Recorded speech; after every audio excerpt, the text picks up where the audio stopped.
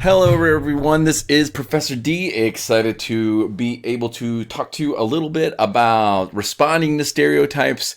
I'm going to teach you a little bit about microaggressions. I am going to play the audio from some of the videos, but microaggressions are the little things that are done in small ways. And so a lot of times it's about small gestures, small interactions that really give us a sense of what is going on or how people are feeling or what they're doing in a moment. So if you're only listening to the video, you're going to miss out on some information that is or if you're only listening to the audio, you're going to miss some information that is in the video that I feel like is incredibly helpful to understand what are those small gestures that show people who belongs, who doesn't, who is validated, who isn't. So with that, hopping right in with microaggressions. Quick video listed here about microaggressions explained with movies. Some of this stuff is going to be, again, visual, so I highly recommend watching the video yourself.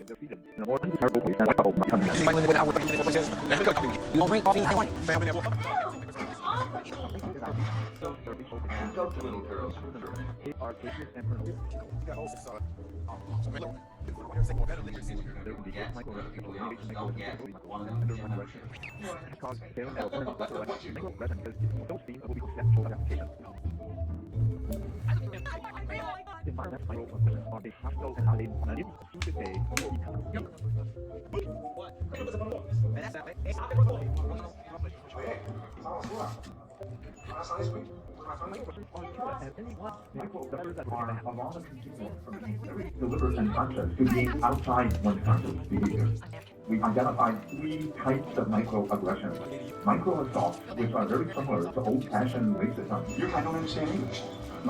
The other types of microaggressions are more insidious, hidden, subtle, and the second type is a micro-insult. A couple of color comes into a restaurant to be seated. They're seated in a more undesirable place than a white couple who might be coming in. You see any white people in there waiting an hour and 32 minutes for a place again? Now, how many cups of coffee do we get? You don't drink coffee? I didn't want it. Man, that woman in there poured cup after cup to every single white person around us, but did she even ask me if we wanted in? A micro-invalidation assails their racial identity and self-esteem. Listen, African Americans, they are dangerous and criminal. You see that? She's cold. She got colder as soon as she saw us.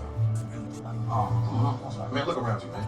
You couldn't find a whiter, safer, or better lit part of the city right now. There can be racial microaggressions, sexual orientation microaggressions, disability microaggressions, and gender microaggressions.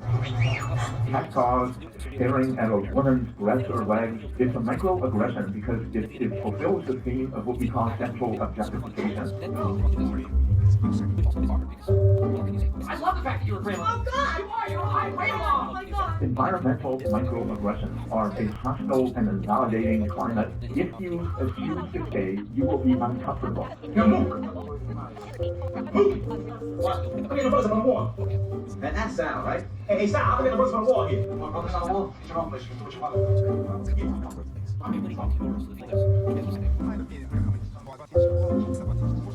Microaggressions are cumulative, and any one may represent the feather that breaks the camel's back. Kindergarten, where they go women. Who's the United States Mexican? I'm not a Mexican. How unpopular Vietnam was. I'm not Vietnamese, I'm American. What's the matter? Do I look gay to you? Do I look gay to you? You're a good looking man. Thank you. Very pretty. They're real soft, delicate features. They're real feminine. Good for me. That would be a So again, great example of some microaggressions that were listed in that video. Again, I would recommend watching it because it gives you a subtle sense of what these are and how they work. An awesome movie that does an amazing job at talking about microaggressions is Get Out. So if you enjoy Halloween movies like Professor D enjoys Halloween movies, I highly recommend you check out Get Out. I will play it. Again, I'm going to play it on a little bit faster speed, but I do recommend you watch the video rather than just listen to me talk about, or listen to the audio of it. So, at the risk of turning the comment section into a shit show, I'm going to get a little political here because, well, this film is explicitly political. And if you can't handle that, well, you know. Sorry, man. Now, for those of you still watching, today we're going to be talking about a social phenomenon known as a microaggression. A microaggression is an indirect, subtle, or even unintentional expression of discrimination towards a marginalized group, and they are extremely difficult to explain to people who've never experienced them. They tend to be innocuous, exceedingly minor moments that nonetheless display ignorance or bias in a way that just makes you feel small, alienated. Something like this. So how long has this been going on? Tell up. Or this. Lose your frame, your genetic makeup. If you really push your body, let me push your finger around, you'd be a fucking beast. Invariably, describing these incidents to people is like playing Russian roulette, where the bullet is some variation of the phrase, just get over it. It's not a big deal. Everything's a microaggression. This makes me want to vomit. I mean, like, liberals don't think we should be allowed to say anything because everything can be a microaggression. They need to call back into their safe space, put on all things considered, and get the heck out of everyone else's business. Get Out's massive success was a hugely important moment for me. Not just because of its excellence as a genre exercise, nor its nuanced and oh-so-real depiction of racism in contemporary America. Now, the thing that really stood out to me was how it deals with microaggressions, specifically how Chris deals with them. First, there's the immediate reaction. What? Is it intentional? You can see him holding back that initial rush of anger, then struggling to find an appropriate response, and then finally the response he chooses. Pardon me, I'm taking pictures. Which is almost always awkward because, well, what the hell can you say? Chris is acutely aware of how ridiculous he sounds to people who just don't get it. Trying to explain to his white girlfriend why finding his phone unplugged feels threatening is a lot like trying to explain why this feels threatening. In a situation like this, it's almost always easier to just bite your tongue and let it go than it is to open your mouth and be confronted with this. Say it out loud and hear how ridiculous you sound. I'm upset the mascot wears a cowboy hat and has a mustache because it may or may not be reminiscent of a Confederate soldier. Sound like history to me. But, oh, I forgot, he rather studied feelings than bother with reality. Thus, Chris is the one who ends up having to apologize and reconcile over and over again. Cool. It's all good. Don't talk to you, Dad. It's fine. It's fine. It's not a big deal. It's not a big deal. Forget about it. Oh, no, it's cool. I was just confused. Forget it, man. No, stop, don't do that. Okay. I'm sorry. It's all good, right? So you're comfortable enough, right? It's perfect. Thanks. But no matter how many times he demurs to the feelings of others, it just keeps happening. Do you find that being African American has more advantage or disadvantage in the modern world? And it happens a lot. The effects are cumulative. If they weren't such a regular occurrence, nobody would care. As real as this portrayal is, the film's true stroke of genius is that it depicts this within a horror movie. Because of the genre, everybody watching the film is expecting something awful to happen. Every single moment holds the potential for life-threatening danger. Despite the numerous false alarms,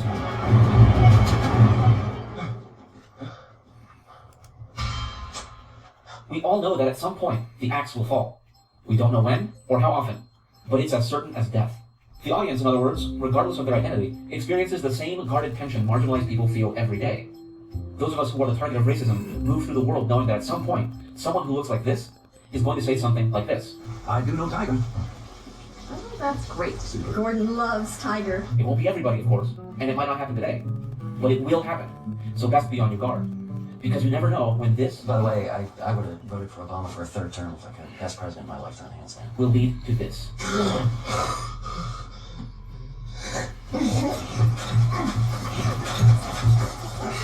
And then there's the betrayal we've experienced throughout the ages, where people who purport to be our allies suddenly take aggressive action against us. Where are those keys, Rose? You know I can't take these keys right here. I don't think anyone will disagree that conditions and states are absolutely essential to surviving a horror movie. But because the lives of minorities like myself exist in the real world and not a medium full of tropes, these states of mind become, in the eyes of many, totally unwarranted. But maybe a film like this, couched in entertaining and familiar, can help others understand how and why it is we see the world the way we do. Maybe instead of laughing off our concerns, people can be just a little bit more like Rob. Bro, you're not scared of this, man. So again, great video. If you haven't had a chance to watch it, please check it out. I felt like that was an awesome breakdown of what microaggressions are and how microaggressions work. Microaggressions are one of those things that's kind of funny because when we do it to somebody else, we're like, oh, they're sensitive. Or when somebody else tells us about it, we're like, yeah, I don't know, man. I don't really see it. But when it happens to us, we're like, what did you mean by that? Or we're like, why would you do that? Why would you say that? Like, you know, we get a sense of that there's a subtle form of othering that's going on. So it's funny because when it happens to us, we're super aware. But if it happens to someone else, it's really easy to say how they need to just toughen up, do something else, you know, something like that, right? So let's look at a great video that I found about why, if we're going to attempt to be interculturally competent communicators, We need to respond to microaggressions when we see them. Again, it's another video. Again, I always recommend watching the video rather than just listening to me talk about the video, but I feel like it's helpful.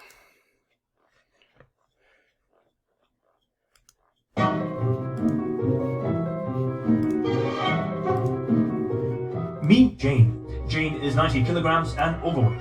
All her life, she's been told being overweight makes her unattractive. So she hides her figure by wearing baggy clothes, doesn't wear makeup, and pays no attention to her appearance. This is Mary. Mary is 54 kilograms and slim. She feels confident of the way she looks and enhances her assets by wearing makeup, tailors her dresses, and wears heels that accentuates her long legs. Wherever she goes, she makes heads turn. And here comes Tom, a man both women find attractive.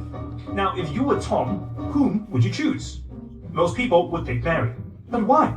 Is it just because Mary is slim? What if Jane pays more attention to what she wears and how she carries herself? Would you pick Jane then? Overweight people are unattractive. Men are better at math. Women are bad drivers. These are familiar stereotypes. But what if you get stereotyped over and over again? Do you start to internalize the negative characteristics associated with the stereotypes and actually allow them to become self-fulfilling prophecies? This is what psychologists call stereotype threat. In 1995, American psychologists Claude Steele and Joshua Aronson put this theory of stereotype threat to the test. They conducted 4 rounds of experiments involving African American and white college students from Stanford University. Students took a difficult test in the first 2 experiments and completed a task in the third. When they were told that the test of the task was a measurement of intellectual ability, African American students performed worse than their white counterparts. However, when the tasks were described as not diagnostic of ability, their performance equaled that of their white counterparts. To reinforce the impact of the stereotype threat, the psychologists conducted the 4th experiment. Students had to fill in a personal information questionnaire before the test. The questionnaires were all identical, except that on some, the final question asked participants to indicate their race. The main aim? To see if the stereotype of African Americans being less intelligent actually affects their test score. So, how did they perform on the test when presented with feelings of stereotype threat? Those who had indicated their race before the test performed poorly. Those who did not have to indicate their race prior to the test fared better. According to Steele, an individual does not have to believe in the stereotype to be vulnerable to it. His research suggests stereotypes are self-fulfilling in nature. When a person performs badly in an area they are stereotypically supposed to be bad at, they might think the stereotype is true and perpetuate it further with bad performance. Now, if poor Jane hadn't believed that being overweight was unattractive, would she have had a little more confidence to be friends with Tom? How about you? What stereotypes are keeping you from getting what you really want? And does the sheer belief in these stereotypes stop you in your tracks? So again, with that, it's recognizing how important stereotypes are. I don't know if y'all recall, but from the lecture series that I did with the videos in it that said the history of in and out groups, the teacher that treated students differently based on if they had brown eyes or blue eyes actually saw and noted that if she treated like the blue-eyed kids like they were smarter, they actually did better on flashcard tests because they were supposed to be smarter. The brown-eyed kids actually did less well because they were supposed to do bad, right? So again, sometimes we take away a sense of value based on how people give us an idea of how valued we actually are. That's why we gotta recognize stereotypes when they see us. Now, a lot of times in my classes, people will say, well, Professor D, I just treat everybody the same. And that idea is called colorblindness. Colorblindness is the, so a way to respond to that idea really quickly is like, I'll say, someone will say, Professor D, I don't really see race. And I'll go, well, how do you know you don't see race? And they'll say, well, I have a black friend and I just treat them the same. And then I ask them, well, if you don't see race, how do you know your friend's black, right? So colorblindness refers to the inaccurate notion that you see a person for who they are, but you don't see parts of their identity.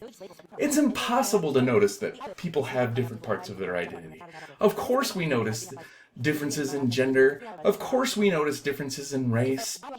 We notice differences in socioeconomic status, right? You might have noticed your judgments when we did the first impressions activity and became aware of the fact that we potentially judge people based on socioeconomic status. So we have to recognize that colorblindness denies the complexity of how different we are and how society treats us differently based on those cultural identities. Remember, when we looked at the lens of our identity, we talked about how sometimes people treat like the world treats us different based on our social identities. So you acting like you don't notice that they have this social identity or that people treat them differently due to this social identity denies the complexity of their background and doesn't really speak well to their lived experience. So again, it has been said, if you don't see my race, my romantic orientation, etc., you really don't see me, because you're not seeing the individual unique parts of who I am and how they come together to make a unique me. So if you don't notice the differences that make me a me, then you really don't know me in the first place. Second, as we learned from the activity from Stereotypes, it is impossible not to notice differences, as stereotypes over and over have been ingrained within us, and this is why we have the ability to identify them. If you can make a list of stereotypes, then you've been affected by stereotypes. If you really can't make any list of stereotypes, that would be when you're potentially, maybe as an individual, somewhat colorblind, but again, you can't really know someone without knowing what their lived experience feels like and how other people treat them over and over again. So being aware of this is critically important so we can know and understand the individual in which we are interacting with. So with that, let's move on. I got another video here. This is why color blindness won't make you a culturally competent communicator. Have you ever wondered why people say, "Oh, I don't see color," as a way to fix racism? Yeah, that doesn't work. On this show, we talk about race all the time, but I've got a bomb to drop. Biologically speaking, race doesn't exist. Oh my goodness, we've all been lied to! Wait, why am I hosting this show? So race isn't biological, but the social construct of race and racism still have a very real impact on everyone's lives. And this isn't just about feelings. Race is all about the structural foundation of social power. So why do so many people incorrectly think race is biological? Well, beyond the fact that we like to group people based on external characteristics, it goes like this. In biology, there is a concept of genetically different subspecies, which a lot of people confuse with human races. Biologists actually have a scale for this, and humans don't even come close to qualifying. Throughout history, people have used this incorrect understanding of subspecies to justify all kinds of terribleness, and even proclaim other races as less than human. But modern genetics has shown that the lines around race are so arbitrary that they're actually meaningless. And since I'm not a scientist, I'll take a quote. Francis Collins, the director of the National Human Genome Research Institute, said himself, "Those who wish to draw precise racial boundaries around certain groups will not be able to use science as a legitimate justification." Oops, I dropped the mic. So if race doesn't exist biologically, why do we keep talking about it? Sound the alarm! We keep talking about race because we created it. Yay, us! That's right, race is a social construct. A social construct is a category, perception, or idea created and developed by society and then applied to individuals or groups. But social constructs are still very real and have huge impacts on our lives. Did you know what else is a social construct? Money. And if you don't think money has an enormous impact on your life, well then congratulations. You either have a trust fund or you're an adorable baby. Or maybe you're a dog. Here's what I know. Talking about racism just creates more racism. No. First off, race isn't the problem. Racism is. And even if it was the problem, problems don't get worse when you talk about them, and they don't magically go away when you ignore them. Not true. I had 5 cavities, I ignored them, and all 5 of those teeth fell out. Poof. Problem solved. Colorblindness, while nice in theory, has no effect on structural and institutional racism. Racism is a system, and that system benefits certain people at the expense of others. Ignoring it just lets those problems persist. Don't believe me? Let's take a look at some examples where colorblindness doesn't work. Number 1, preschool punishment. Let's face a fact. Preschool-aged children of every race are monsters. But according to the U.S. Department of Education Office for Civil Rights report released in 2014, black children make up 18% of preschoolers, but almost half of all suspensions. Half. And I don't think anybody believes all these preschool teachers are racist out to get little black children, but the data shows that black and Latino children often face steeper punishments than their white classmates for the same behavior. That's a problem. And simply believing we shouldn't see race or we shouldn't talk about race does nothing to solve this problem. Number 2, the name study. A study by the National Bureau of Economic Research confirmed that people with ethnic-sounding names, that's a whole other episode, are less likely to get interviewed when they apply for jobs. Meanwhile, applicants with white-sounding names actually get 33% more callbacks for interviews. It's the equivalent of having 8 years of additional experience. Shout out to all the white ones struggling to get job interviews. And it's not just black and white. They've done similar studies around the world, and in Canada, people with white-sounding names were 35% more likely to get callbacks than people with Indian or Chinese-sounding names. So instead of just assuming people shouldn't care about color or names, companies, governments, and schools should take the bias out of hiring and experiment with nameless resumes to, solve the problem. Number 3, renting an apartment. When the Department of Housing and Urban Development and the Urban Institute did a study about real estate, they found that Black, Latino, and Asian renters were showing up to 12% fewer units than white renters. And when the Fair Housing Justice Center used actors to apply for apartments, they found that Black and Latino renters were often told there were no apartments available, while white applicants were shown apartments in the same building. So this building has a pool, a laundry room, and a racist rate limit. Colorblindness won't fix housing discrimination. We're going to need smart laws and a concerted effort for that. So tell me again how colorblindness is going to fix the fact that I can't get an education, a job, or a house. In many cases, colorblindness is actively harmful because it creates a false sense of security for the groups it directly benefits. The people who benefit from systemic racism can assume that they got a job or a house or weren't suspended from preschool simply because they were more qualified or just better. Ignoring race or only acknowledging that it doesn't exist biologically is not a solution to these systemic issues. It takes work, effort, laws, and new systems to undo racism. These differences may seem minute, but they're part of a very large structure of oppression that's been ingrained in us. If we can understand that we made it up, we can actively work to change it. Thanks for watching. We'll see you next time right here on Decoded. I really love that video. There's so much great stuff in there as far as like getting an understanding of how stuff works. Now again, colorblindness within the lens she was talking about was only used within the lens of race.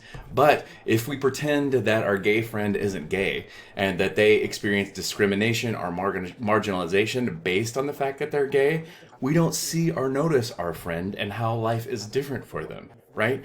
If we don't see or notice how difficult it is for poor people to attempt to get work when you don't have a permanent residence, we don't see or notice the lived experiences of people that are poor, right? If we don't see or notice that immigrants over and over in America are forced to jump over hoops and hurdles or are made fun of for their accent, when in truth we all have accents. I have an American accent. I've just been in America all my life and am less aware of my accent because Americans don't tend to travel as much, right? But I assume that when I speak, it's clear, it's easy to hear me. But when you hear somebody with an accent, sometimes you can say, oh, I don't understand you, or I don't get you.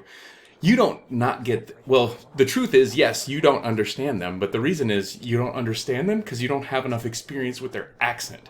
That is not their fault. That is your fault because you don't know enough people with that accent. Does that make sense? So again, colorblindness does not make us culturally competent, and it's not just a race thing. Also, one of the things we need to do to try to help each other come to a place where we can really see eye to eye is attempt to engage in a process called civil listening. So when it's time to talk or have a difficult conversation, we need to be mindful of our actions. We need to be mindful of our behaviors. We need to be able to ask ourselves the questions. Am I calm right now? Am I in an excited space? Am I yelling? Is my voice getting louder? Am I feeling my emotions start to rise in this conversation, which then will probably put the conversation in a debate, which may then move to a conflict. And we've heard, as we've learned, dialogue is the best tool to really understand one another and find ways to come together. Now, if you're going to engage in civil listening, and civil listening is the idea that you listen to someone who has a different opinion with you, and you listen to get a sense of where they're coming from and why they feel that way. The concept of civil listening comes from the idea that what if somebody's right? Like, they could have what appears to be the worst idea ever, but you want to listen to see if there's any validity in their viewpoint or point of view. This does one of two things. One, it gets you a sense if they're right or not because you've taken the time to really listen and consider what they have to say. And then two, it helps give you the ability to understand like maybe logical fallacies, maybe assumptions that they're making that they don't have information about. And it also gives you a sense of like how they're understanding stuff. The third thing it does, even if you never attempt to change their mind, you better understand the way that person thinks, which also gives you the ability to help other people change their mind that might have a similar view, because you have a better understanding of the background in which they're bringing this idea forward. So when we're engaged in this civil conversation and we're engaging in civil listening, what we want to do is make sure we don't interrupt. Take the time to let someone finish their thought. The third thing we want to do is really listen to the content of what someone is saying. Where are they coming from? What are they thinking? Why are they feeling the way that they do, right? Fourth step is you want to work to co-create understanding. You want to create a sense of understanding together with the person that you're speaking with. So the goal is to try to find some common ground, find spaces or places that you feel as though you have things that you could work on together that doesn't work within an either or frame. When someone says you have to do this or this, well, inherently there's only two options, right? If we were like, let's, instead of embracing this or this, let's embrace the idea of or, like, or what else is possible? Or what else can we think of? Or how else can we meet these needs and concerns each other has, right? That helps find common ground. Now, again, when you're trying to understand where people are coming from, ask questions like, why do you feel this way? What is the concern that drives this person's opinion? Like, what is the fear that they have? What is the need that they have that isn't being met in some way, right? And then also make sure to be very careful to differentiate facts and opinions. Facts are externally verifiable truths that we have the ability to look up, research, find from credible experts to get a sense of what is the truth and what is just an opinion, right? When someone says the earth is flat, like, the only sites that say the earth is flat are like flat earth sites. We can't really find an independent scientific journal that tells us how the earth is flat because sadly the earth isn't flat, right? So we want to be able to rely on independent facts. So the next thing that I want to mention is the idea of, let's break down how this might work. So say we're having a conversation with someone and the conversation is revolving around whether we should build a wall on the southern border or not, right? Now, when you normally listen to this conversation about should there be a wall, should there not be a wall, a lot of times it devolves into a debate because we're not really trying to get a sense of people's backgrounds or opinions. We're trying to be right in that conversation. And that attempt to be right limits our ability to understand where people are coming from, right? So if all we talk about is wall or no wall, we don't know why someone would want a wall, right? So when someone says, well, why would you want a wall? And they can say, well, you know, I'm worried about safety. I need a sense of economic security. I want to know that I have an opportunity to have meaningful work and things of that nature, right? So with that, now we've already created common ground because, like, I want to be safe too, right? I want to have a sense of economic security, right? I want a sense of the ability to find meaningful work, right? So we could talk about options that would allow for safety, economic security, as well as economic mobility that isn't just a wall or no wall conversation. Does that make sense? Like, we want to try to find a way to find common ground. We want to try to find a way to connect with other folks. And again, we're not going to be successful with everyone. But the problem is we never even attempt to have these difficult conversations with one another. And because we don't attempt to have these difficult conversations, we never get better because we don't go through the rigor of trying to help one another understand one another. So here's some steps in a video that I embedded called How to Engage in Civil Conversation.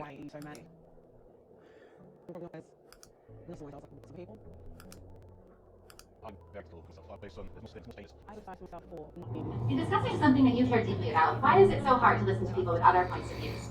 My name is Raquel Goodrich, and I'm from the National Institute for Civil Discourse. And today I'm going to talk about how to have conversations with people who think differently than we do. So the first thing that you want to do when you enter into a conversation is you want to make sure that you're in the right space to have a conversation. And what we mean by that is that you practice self-care. Take a few deep breaths. Enter the conversation from a calm perspective. Be ready and open to listening. So the second piece of the conversation is active listening. It entails really listening for understanding. And when we listen, lots of times we craft out a response. We think about what we're going to say and reply to what the other person is saying. With active listening, really you want to be listening for understanding. You want to hear the perspective of the person, and you want to feel the emotion. Why do they care so deeply about it? And what perspectives have brought them to this decision? From there, after you've modeled active listening, the other person can exchange the favor and actively listen to you as well. And again, I'm going to move into a TED Talk video that talks about the power of difficult conversations and why it's something we should think and work to engage in. As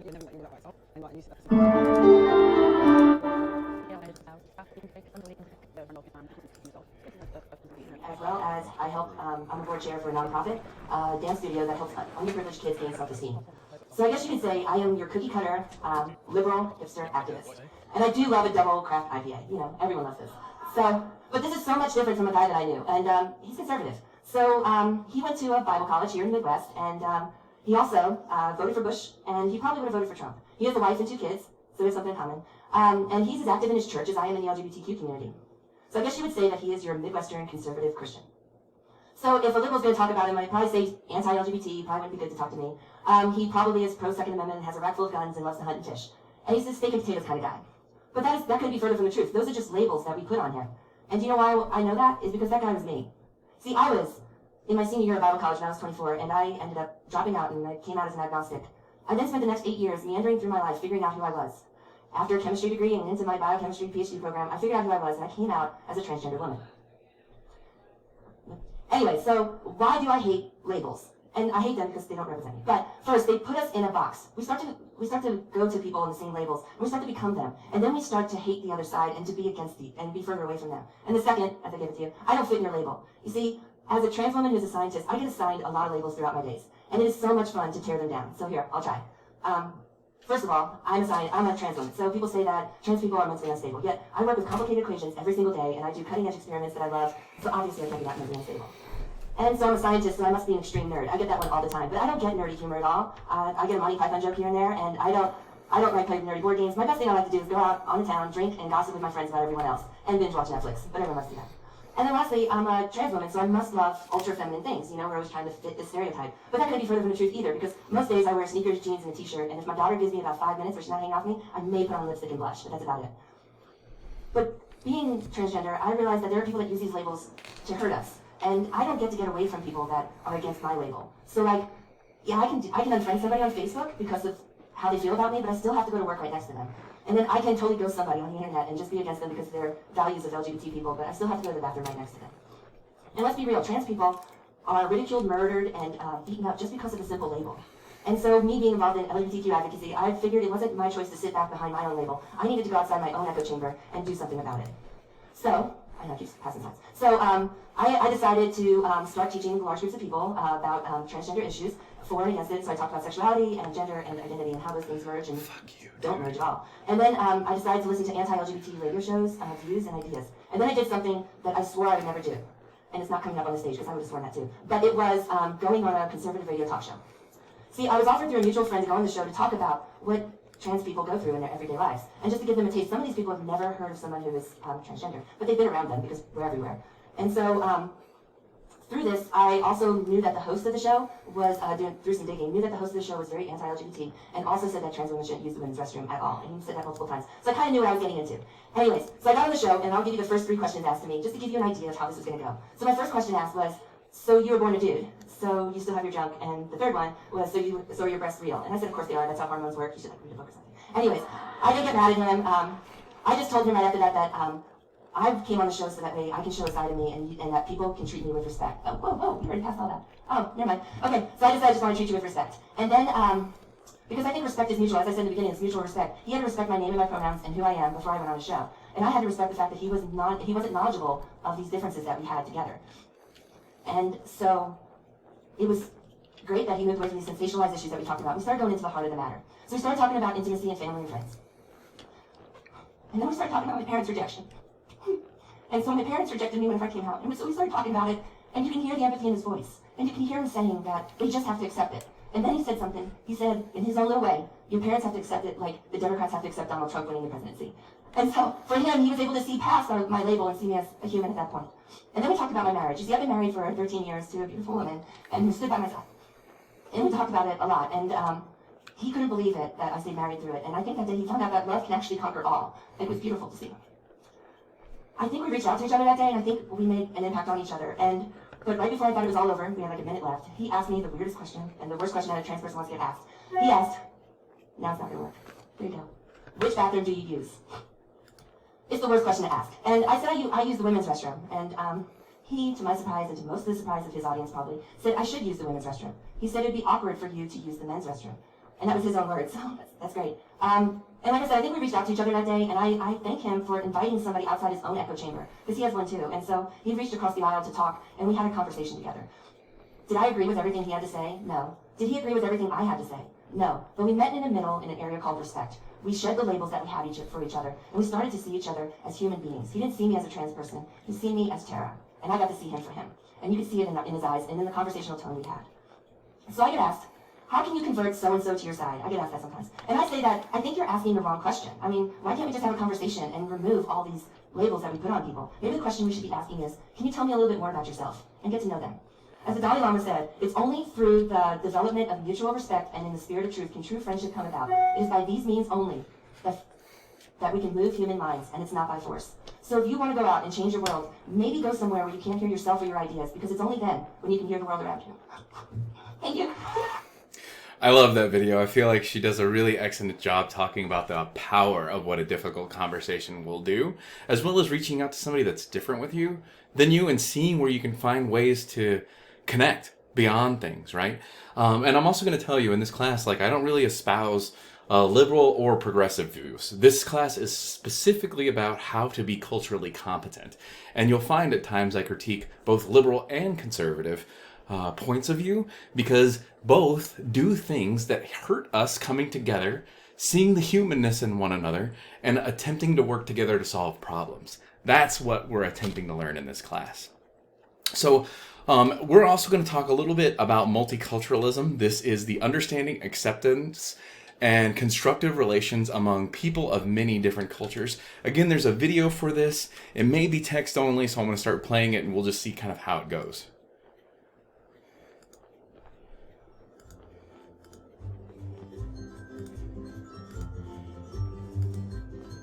Multiculturalism 될 수 있는 것이 아닙니다. Aber es ist etwas. Rien ne beaumont. Kailangan angin es amatino. मत्स्यवर्ग कलाचार मेरे कट्टी खुले विचार का قانون العلي نسبة قيمنا الدينية شيخ ونيام تين مصطفو أورا مصطفى بصا Nangal Elon वित्ती आसमान वफद साथ में हम अच्छे हैं يجبون أن تحترم each other's cultures Nakafir in the Gandan wealth prevenir racism فهي أورا متجيزة صلواتها. So the video says it is multiculturalism, a beautiful thing that needs to be embraced. And really what was happening in the video is people were saying a message about how multiculturalism makes us better by giving each other new points of view and allowing us to see the humanness in the fact that we are actually different. So the main part of what I'm going to prepare you for in the rest of the class is talking about how to respond to stereotypes when you do them, or how to respond to stereotypes when others do them. I'm hoping you at least become self-aware enough to attempt to avoid stereotypes. But I'm also hoping you go beyond that a little bit to use what we've learned in this class to also challenge stereotypes when you hear them. Now, when we challenge people, we're not going to try to call them out. We're not going to shame and blame them for having the stereotypes. Because as we learned in the last activity, we have stereotypes too. So how can we beat somebody up for them doing the same problem that we're attempting to heal ourselves from? We want to do it in a way that helps them understand why this is an important issue, help them understand how stereotypes might affect them based on their social identities. And we also want to do it in a way that shows why it's important to be culturally competent as communicators. So again, as we move forward, we're going to attempt to be more culturally competent as communicators. Because here's the truth. Too often, we just don't say stuff. And we think, well, it's not our problem because they said the racist thing, they said the classist thing, they said the sexist thing, they said the homophobic thing, they said the transphobic thing. And we get to think of ourselves as not racist, not sexist, not classist, not homophobic, all those things, right?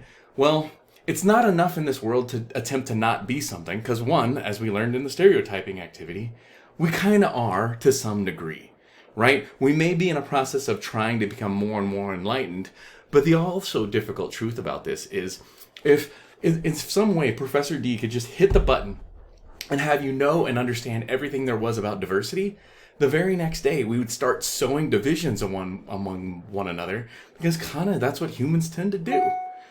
So what I want to show you is the power of attempting to do something to change the world, to help change people's minds to more inclusive mindsets, to allow for the opportunity of human connection.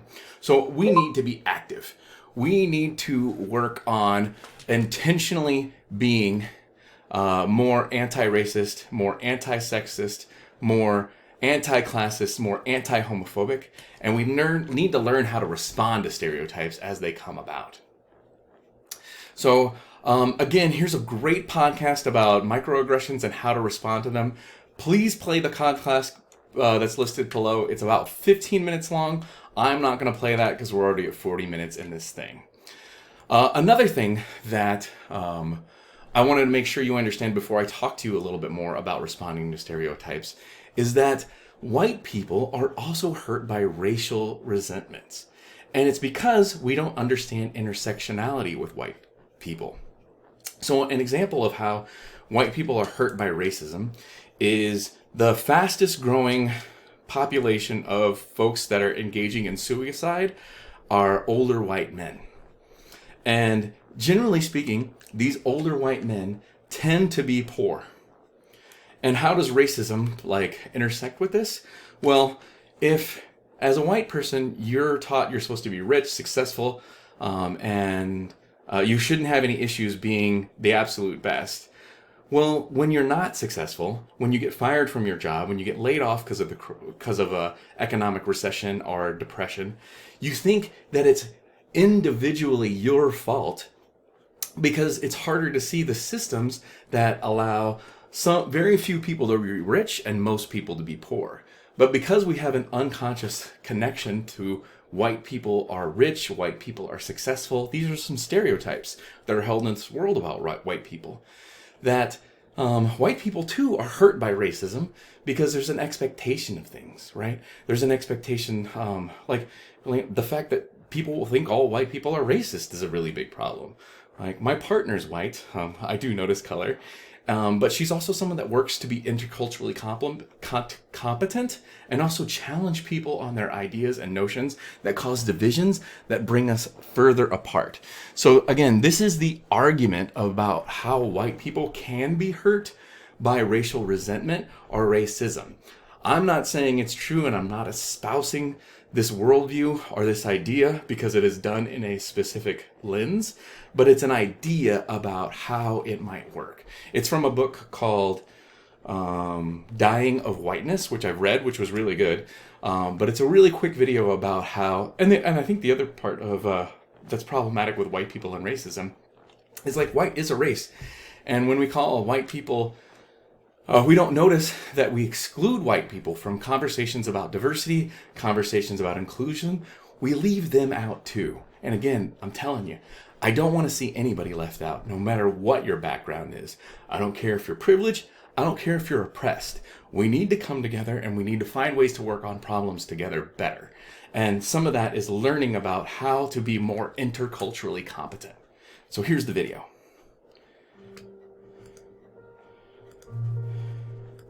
Usually you see shortening lifespans after a famine, after Hiroshima, after the fall of the Soviet Union. But it doesn't happen in 2015 in the United States, a time of prosperity and lowering crime rates and factors like that. There really are very few historical correlates for what we're seeing in the South and Midwest right now. What we're seeing is shortening lifespans, and not just shortening lifespans, but shortening lifespans among people who are in the demographic majority, white men. That issue, just in the past 100 years, really is 1915 to 1918. That's the last time that white men have had a 3-year drop in the lifespan the way they're seeing it now, and that's because of the First World War and the flu pandemic.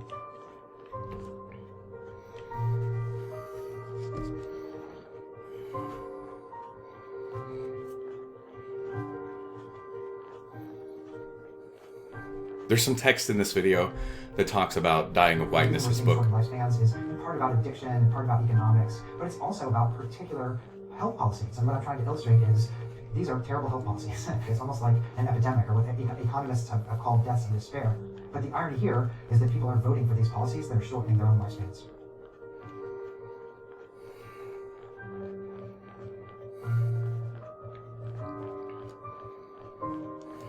For example, in Tennessee, I studied what happened when the state blocked really implementation of the Affordable Care Act or expansion of any kind of government healthcare safety net. And what I found was that that act alone ended up costing every white person in the state on the aggregate about 2 to 3 weeks of their life. When I looked at the liberalization of gun laws in the state of Missouri, the effects were pretty remarkable. What happened is it became easier and easier to get guns. On one hand, many people felt like that was bolstering their Second Amendment rights, but when I looked at the health data, what I saw were soaring rates of not just gun homicide, but also gun suicide, accidental shootings, partner violence, and ultimately what I found was that there were over 12,000 lost life years just in the first 5 years that those policies ended up passing.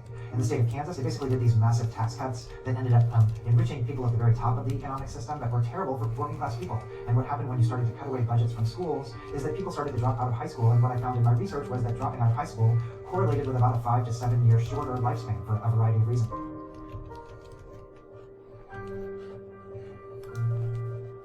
These politics of racial resentment have long and often invisible histories in the South. And so part of what I try to tell in the book is a history of why these issues weren't just invented yesterday or even with the election of President Trump. When I talk to everyday people, really, I found a longing to solve some of these issues. In other words, people wanted better healthcare. They wanted safer communities. The problem was there were so many divisive messages coming through that told them, if you agree to any form of gun control, you're no longer a good conservative, you're no longer a good white person. If you agree to any form of Obamacare, that's not our platform. And so in a way, these policies were being coded as almost racial identities, is what I call them in the book, that to give an inch was to give a yard, and to even consider something that might be a bit more centrist was coded as treason. I wasn't trying to assess who was racist and who wasn't. I don't know what was in any person's heart, and I wasn't doing an assessment of their identity.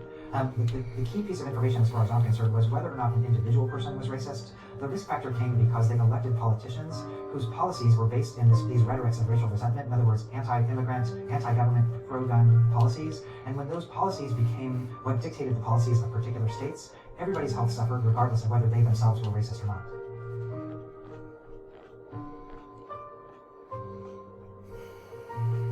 I'm encouraged that there are progressive movements bubbling up in many southern states, and I think that younger voters in particular who are feeling energized are pushing for healthcare. They're pushing for common sense gun laws that respect the Second Amendment, but also try to stem the tide of epidemic levels of gun injury and death. But I do think part of the issue is the minute that working class conservative voters start realizing that these policies are killing them and asking for better policies from their leaders, I think that's the moment that things begin to change. So again, with that, I'm not espousing any particular political point of view. I'm just showing how if we don't consider white people in conversations of inclusion or of cultural competence, then we assume that they're not part of our community, or we assume that they're not left out or left behind in certain ways. So we really got to recognize that idea. So next area is responding to stereotypes being politically correct. So the definition of being politically correct is avoidance of language and practices that are perceived to offend particular groups of people. The term has become pejorative, negative, implying that these actions are excessive. So again, is responding to stereotypes politically correct? So using the terms that are kind of more out there in society, I would say no. The idea is not just about not saying certain things in people's presence. Because we just don't, if I'm Native American, right? And I don't want you to call me an Indian giver, right? I don't want you to just not call me an Indian giver or say Indian giver in my presence. What I want you to do is understand that Indian giver is a very harmful term. And it's funny because Indian giver is perceived as someone who gives something and then takes it away, when that's exactly what happened to us. Right? And if you call me an Indian giver, that's incredibly hurtful when you consider the amount of death, pain, and trauma that's happened to Native Americans over the course of history. What I want you to do is understand why and how certain words hurt or marginalize other people, and then choose to eliminate the language and harmful thoughts as best as possible. We don't want people just not to say stereotypes. We want them to understand the negative impact of their words and not to think them whenever possible. And we want to be honest with them in that we struggle with eliminating these negative thoughts that happen in our heads too, because we all struggle from this. So here's the responding techniques that you can choose to engage in and what I need you to do for your assignment for this activity in class. The first technique is ignoring the stereotype, and sadly, this is the one that we do all too often. Here's why we may need to ignore stereotypes. Is we might ignore when someone says a stereotype because our personal safety is at risk, or we may choose to ignore because we are at risk of repercussions like losing our job, right? So sometimes there's power dynamics that make it not safe to do things. If there's a police officer that's pulled us over and we're not feeling particularly safe with that police officer, we don't want to correct them on a stereotype because of the power differential and how it becomes a problem in certain situations. Now, however, most of the time we use this responding technique too often, and it doesn't create any positive change that allows us to connect and understand each other better as human beings. The next thing we can do is ask for clarification. So if someone says a stereotype, what you can do is say, well, what do you mean when you say, I'm an Indian giver, right? So it makes people kind of think and consider what they're trying to say. It makes people, what do you mean when you say all women are bad drivers? What do you mean when you say white people can't jump or white people can't dance, right? And it forces people to kind of double down on the stereotype in a way that's cognitively uncomfortable to do publicly. Usually, some people will still be like, yeah, I think that, and I feel fine with it. Now, when somebody says something like, women can't drive, you can ask, is this always true? Like, is it true that all women can't drive? Another question you can ask is, are there any exceptions to this? Is there any women that are good drivers? And if you keep asking, what do you mean? Or when you say that, people can slowly start to realize that they are stereotyping and limiting the individuality of different people. Another thing that we can do is take time to teach about stereotypes. Some people do not know about the harmful roots and pains that are associated with the origin of certain stereotypes. Again, I'm going to give you a trigger warning. I have to use a slur here to explain something. An example of this is the slur faggot. Faggot came from the bundle of sticks that was placed at the feet of LGBT people and then used to burn them alive with, because they had this sexual orientation. Like, when you hear that, you're like, oh my gosh, that's just horrible. That's terrible, right? Like, we wouldn't want a word like that in their mouths, given the pain and suffering it's caused folks. We can ask questions that could disprove a stereotype. If all women are bad drivers and there's more women than men, how come there's not like accidents all over the place, right? Like, you would think there'd be accident on every other street if women are bad drivers, right? It shows them how that can't really be true. And then we also need to show that there's an opportunity to learn things. Like, for example, you can learn why gyp, like I've been gypped or ripped off, why lame, and why peanut gallery are all harmful stereotypes. Gyp is a term used for when someone feels shortchanged or someone's being cheap, and it comes from an association with gypsies. And a lot of times, gypsies in Eastern European areas were also considered Jewish people, and so gyp is a pejorative term against gypsy people. It also can be connoted with the term, hey, you're Jewing me down on this price too much, right? That's an association of Jewish people being cheap or miserly. Lame, that's one we use all the time, right? I had to learn how to slowly undo my connection to the stereotype of lame. Lame comes from the idea that was used with lame horses, right? If a horse got its leg injured and it wasn't considered productive, they killed the horse because it was a lame horse, right? So when we say someone's lame, we're saying they're potentially not useful to the point of death. Whoa, right? Like, that's a lot.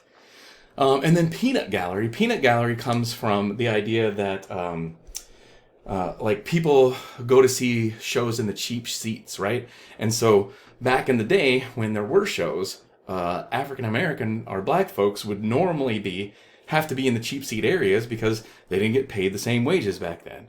And It was called Peanut Gallery because black people were seen as people that ate peanuts a lot. Peanuts were considered horse food in some spaces. But also, there's associations with Peanut Gallery like loud, rude, obnoxious, like stereotypes that can be associated with black people even today. Next one, we can talk about how you feel about people using the stereotype.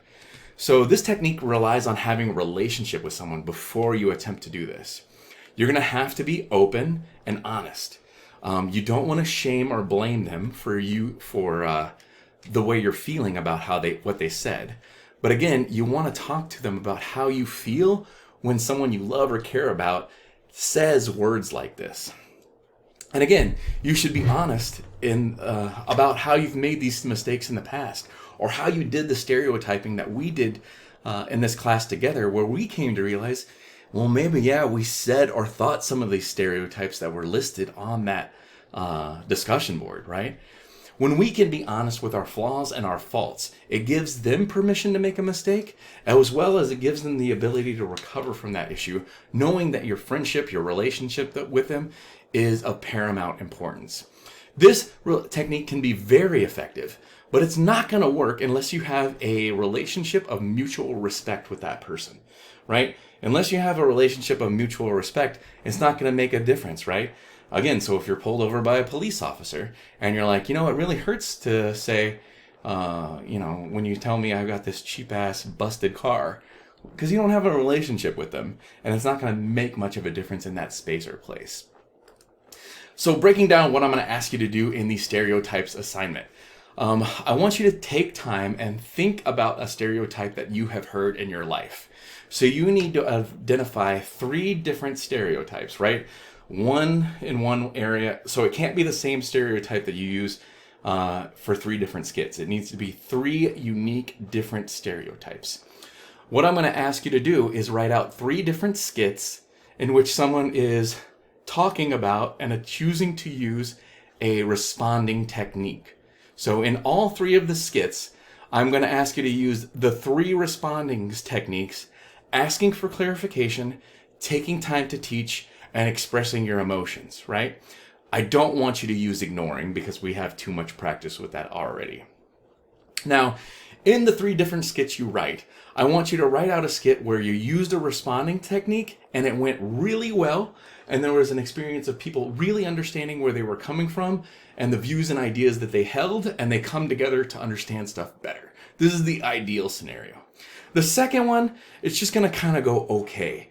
They're going to somewhat understand, but they're not going to take deep ownership, and it's just going to feel a little bit off, feel a little bit awkward.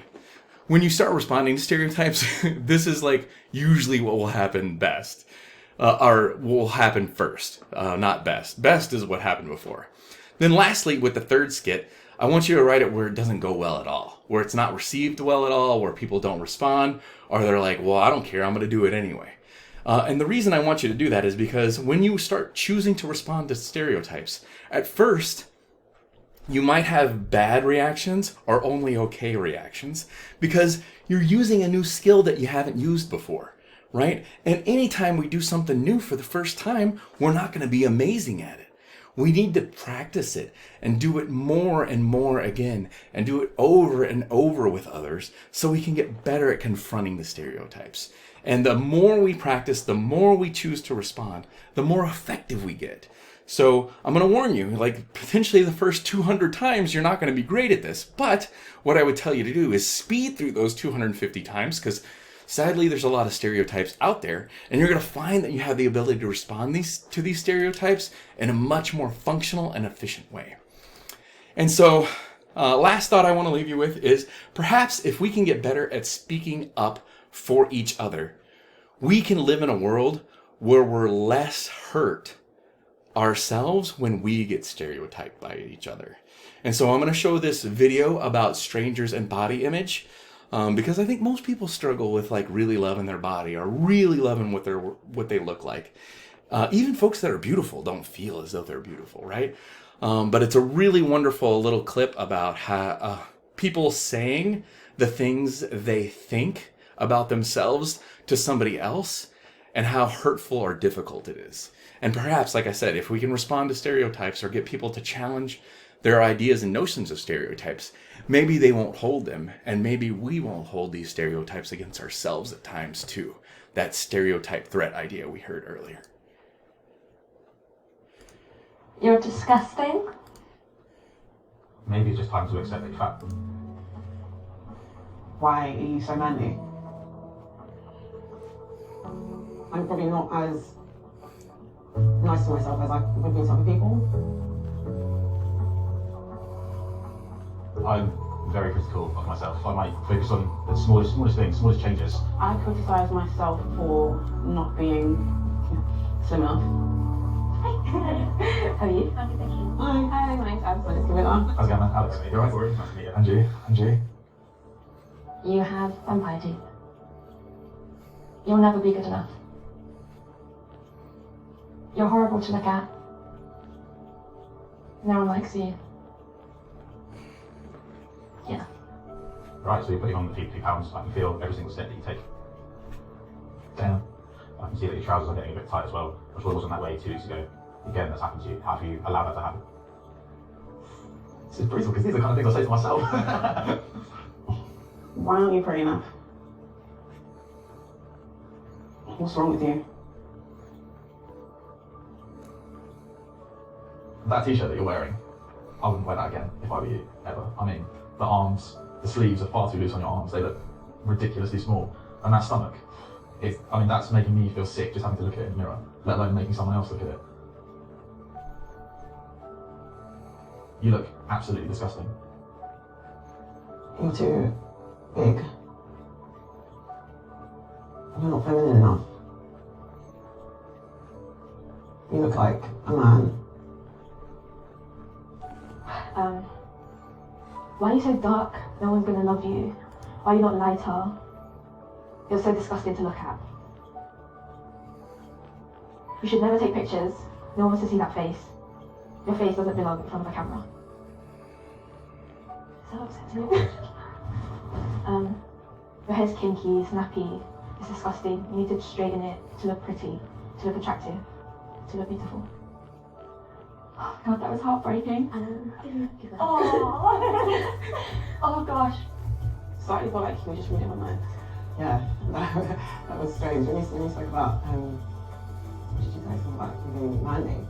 I feel like proper touched a nerve with me. I would look at you and never think that you would feel that way about yourself.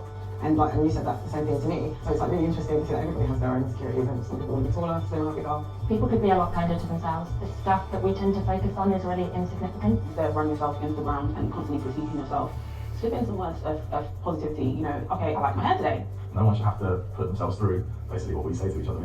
We should both be really happy with how we look. I mean, let's be honest, you look great, man. I mean, you're like aiming when I was like, oh god. You can't possibly compare yourself to someone else. As cliche as it sounds, everyone's beautiful in their own way. Okay, so how about starting today, we promise to make an effort to try and be kinder to ourselves? Yeah. What's your name? Yeah. So of course, Professor D really enjoys that video. I find it very touching. I think sometimes the reason people hate each other is because over time they were taught to hate themselves. And when you hate yourself, like what you have to do to survive is hate other people or push other people down and make them feel worse about themselves so you can feel a little bit better about who you are. But this is why responding to stereotypes is so critically important, is because we want to reduce the hate that exists in general, right? We want to reduce the hate that exists outside of us with all the stereotypes that we've been inundated with over the course of our lifetimes. But then we also want to eliminate the stereotype threats that make us think we're ugly, that we're stupid, that we're not worthwhile, that we're dirty, that we're, like poor, or that we suck, right? Like we internalize these messages with these stereotype threats because the stereotype threats are out there. But when we communicate it in a way that says, hey, that's not okay, and we validate the differences of each person, and we're like, hey, your dark skin is absolutely beautiful. Like you should be very comfortable with who you are in your own skin. That like who you look at in the mirror is a beautiful person. And you know what? You're going to age and that will change over time. But that it doesn't mean you're not a beautiful person. It just means you got a little bit older, right? Like, we gain and lose weight all the time. Beating each other up over this is difficult because, again, as you get older, you're probably going to gain more weight, right? And so creating a space of understanding and really challenging stereotypes when they exist allow for the opportunity for us to come together and better understand each other and really see the beautiful humanness that makes us each unique individuals. So with that, I know this was a long lecture and a long podcast, but I hope I gave you some really interesting things to think about. And I do believe listening to this will be very helpful for the reflection journal that you have coming up, because this should give you plenty of stuff to write about so everybody can get full points. Remember, I just need to see that you know and understand the material so you can get full points. So engage in the discussion board about responding to stereotypes with the 3 unique skits, using 3 of the different responding to techniques, and using a good, a perfect, an okay, and a bad scenario. And so you just write it out like a script, and that's what you give me. So with that, all the best. Hope you have a wonderful day, and just know you're a good person. You're a great person. I'm happy that you're in my class, and know that if everybody else doesn't love and care about you, at least Professor D does.